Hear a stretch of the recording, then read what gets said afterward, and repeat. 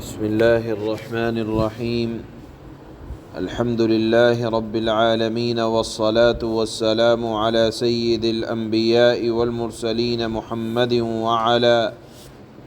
آله وأصحابه أجمعين. أما بعد، فأعوذ بالله من الشيطان الرجيم. بسم الله الرحمن الرحيم. وَإِذْ أَخَذَ رَبُّكَ مِنْ بَنِي آدَمَ مِنْ ظُهُورِهِمْ ذُرِّيَّتَهُمْ وَأَشْهَدَهُمْ عَلَى أَنفُسِهِمْ أَلَسْتُ بِرَبِّكُمْ قَالُوا بَلَى شَهِدْنَا أَن تَقُولُوا يَوْمَ الْقِيَامَةِ إِنَّا كُنَّا عَنْ هَذَا غَافِلِينَ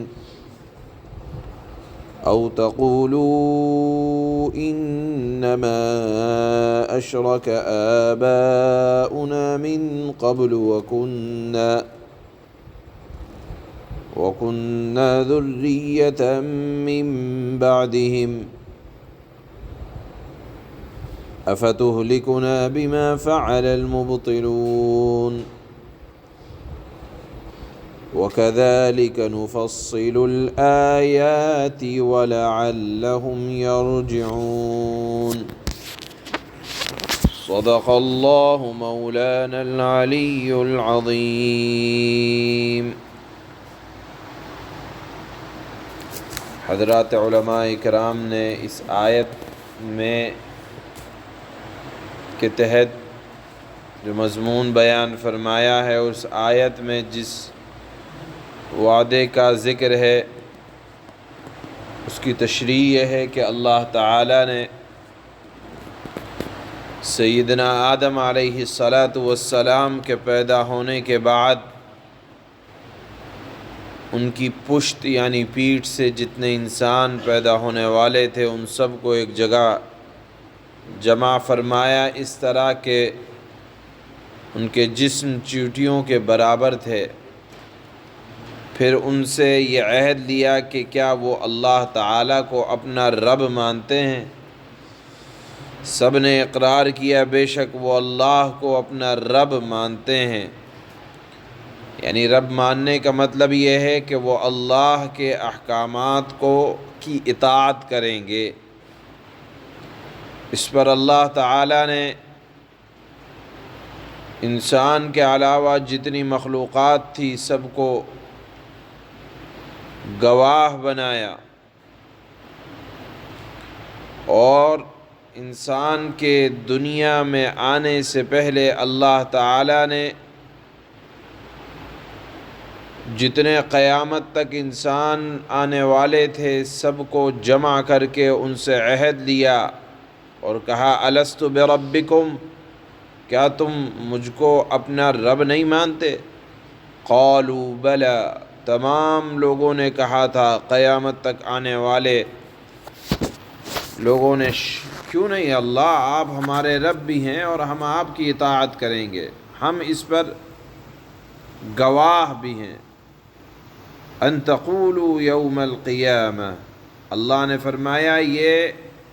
میں نے تم سے عہد و پیمان لیا ہے اور اس پر زمین و آسمان سب کو اللہ تعالیٰ نے گواہ بنایا ہے، اور سب زمین و آسمان نے کہا، اللہ تعالیٰ نے سب کو زبان دی کہ ہم گواہ بنتے ہیں کہ ابن آدم قیامت کے دن یہ نہ کہہ سکیں کہ اللہ ہم تیرے رب ہونے سے اور تیرے الہ ہونے سے ہم غافل تھے، یا ہم کو علم نہ تھا، یا شرک کا جرم تو ہمارے آباء و اجداد نے کیا، ہم تو ان کے بعد پیدا ہونے والے ہیں. اللہ نے فرمایا کہ یہ عذر کسی کے سامنے باقی نہ رہے، یہ بہانہ نہ رہے کہ ہمیں علم نہیں تھا، غفلت میں شرک ہو گیا یا غفلت میں آپ کی نافرمانی ہو گئی. اللہ نے فرمایا ہر ایک سے میں نے عہد و پیمان لے رکھا ہے. اسی عہد و پیمان کا یہاں ان آیات میں ذکر ہے۔ اب کوئی آدمی یہ کہہ سکتا ہے کہ وہ عہد و پیمان یا اللہ سے کیا ہوا یا اللہ کے رب ہونے کا اقرار دنیا میں آنے کے بعد ہم میں سے تو کسی کو یاد نہیں،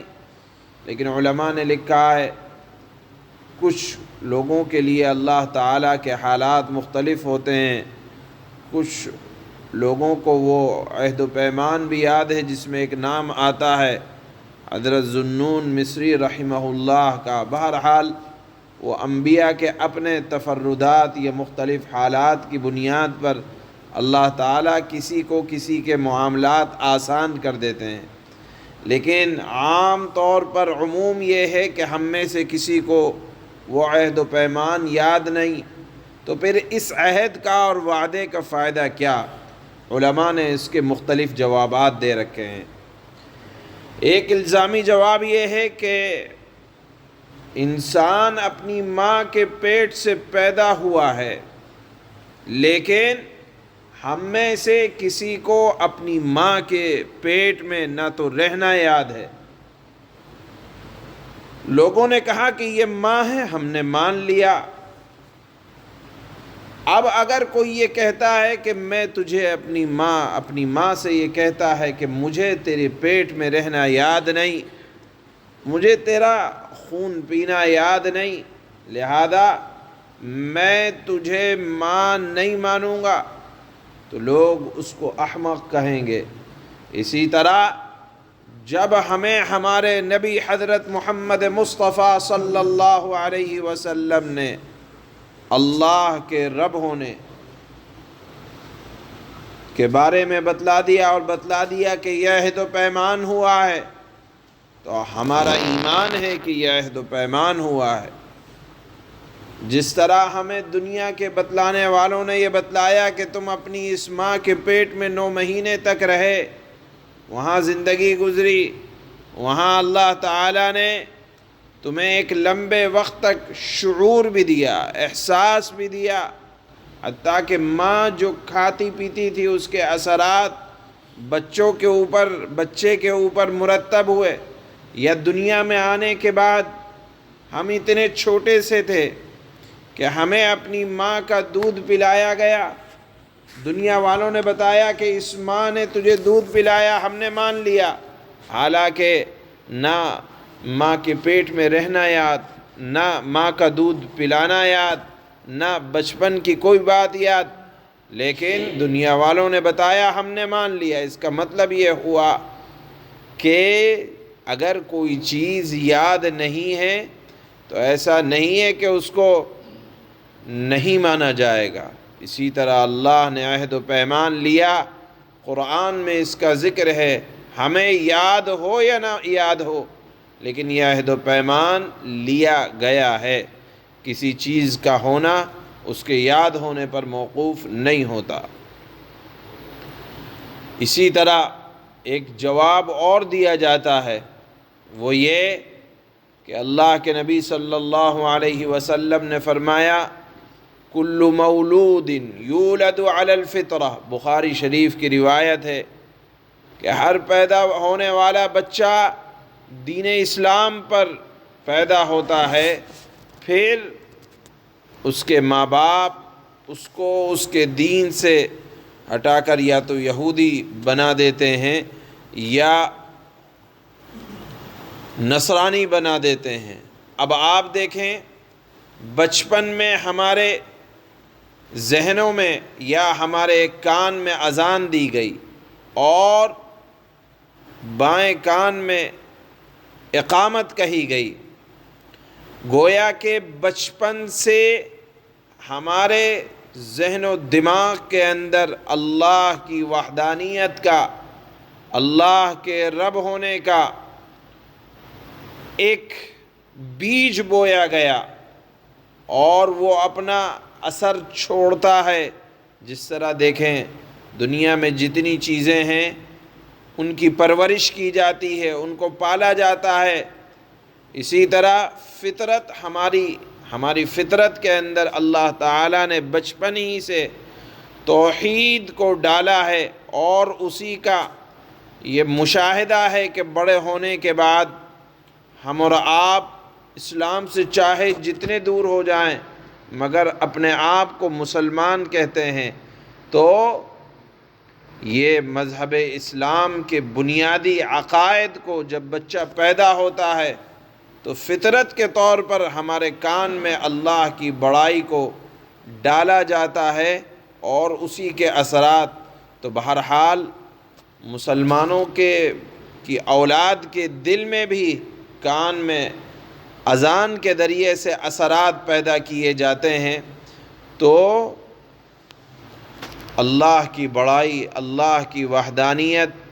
بچپن سے ڈالی جاتی ہے، نہ ہمیں اذان یاد ہے نہ اقامت یاد ہے، لیکن الحمدللہ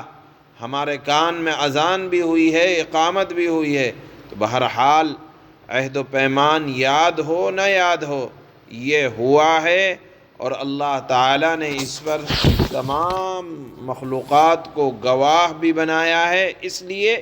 کہ قیامت کے دن کوئی یہ نہ کہہ سکے کہ ہم تو غافل تھے، یا ہمارے آباء و اجداد نے شرک کیا، ہم نے تو ان کی وجہ سے شرک کر لیا۔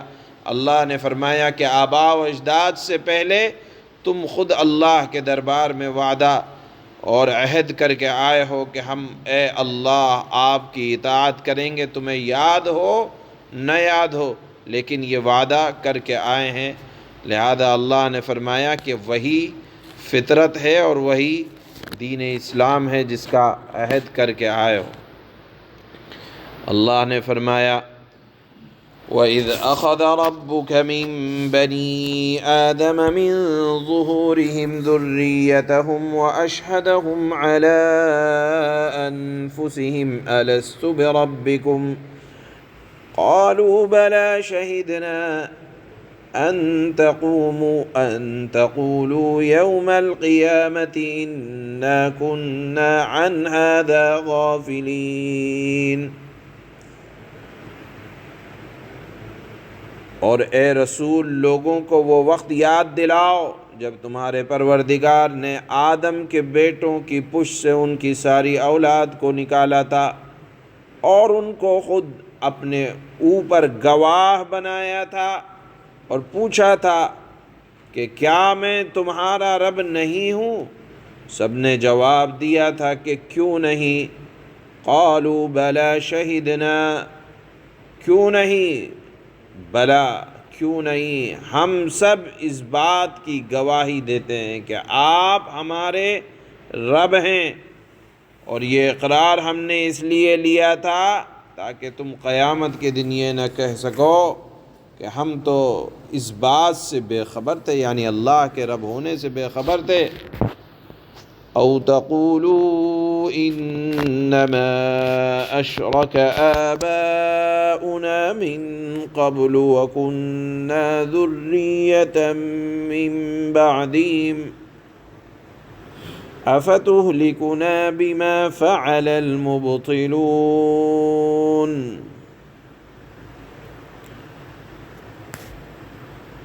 یا یہ نہ کہہ دو کہ شرک کا آغاز تو بہت پہلے ہمارے آباء و اجداد نے کیا تھا، ہم تو ان کے بعد انہی کے اولاد بنے، تو کیا آپ ہمیں ان کاموں کی وجہ سے ہلاک کر دیں گے جو غلط کار لوگوں نے کیے تھے؟ کوئی عذر نہ رہے قیامت کے دن، اس لیے اللہ تعالی وہ عہد یاد دلاتے ہیں۔ آگے فرمایا وَكَذَلِكَ نُفَصِّلُ الْآيَاتِ وَلَعَلَّهُمْ يَرْجِعُونَ، اور اسی طرح ہم نشانیوں کو تفصیل سے بیان کرتے ہیں تاکہ لوگ حق بات کی طرف پلٹ آئیں۔ سبحان اللہ۔